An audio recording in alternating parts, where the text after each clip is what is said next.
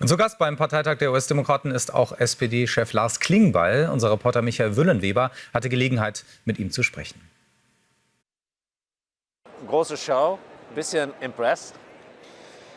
Amerikanische Parteitage ist der zweite, bei dem ich jetzt bin. Es ist immer was Besonderes, da ist viel Emotionalität drin, natürlich wahnsinnig viel Inszenierung. Aber man merkt hier auch gerade, dass bei den Demokraten so eine richtige Euphorie gerade entsteht. Man glaubt jetzt wieder dran, dass man gewinnen kann. Und das hat man hier heute in der Halle wirklich auch gespürt. Und das ist schon beeindruckend, das zu erleben.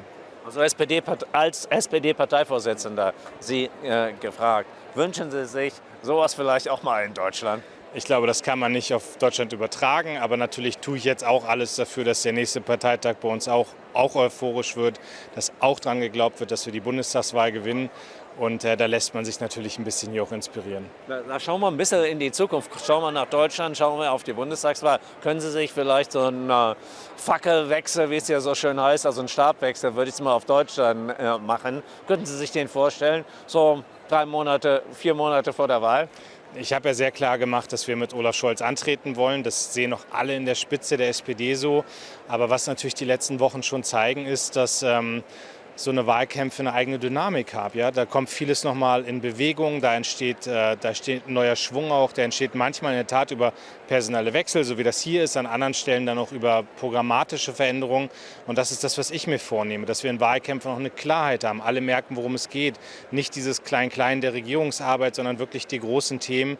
Kamala Harris hat ja hier vieles angetextet, Steuerentlastung für die arbeitende Mitte, die Frage, wie kriegen wir die Preise runter, die Frage, wie kann endlich auch wieder sich Eigenheim finanziert werden.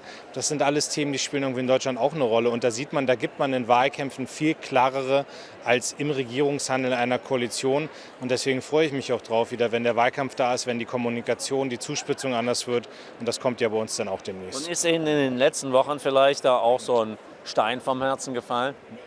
Also was die amerikanische Politik angeht, definitiv. Ich meine, ich bin großer Fan amerikanischer Politik.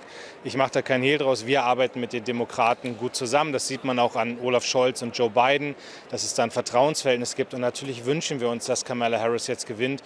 Und da ist eine Dynamik entstanden, die, glaube ich, jetzt wahnsinnig gut ist für die Demokratische Partei. Das ist alles jetzt ein harter Kampf, aber es gibt eine große Chance, dass sie gewinnen kann. Und da drücken wir alle Daumen. Dankeschön.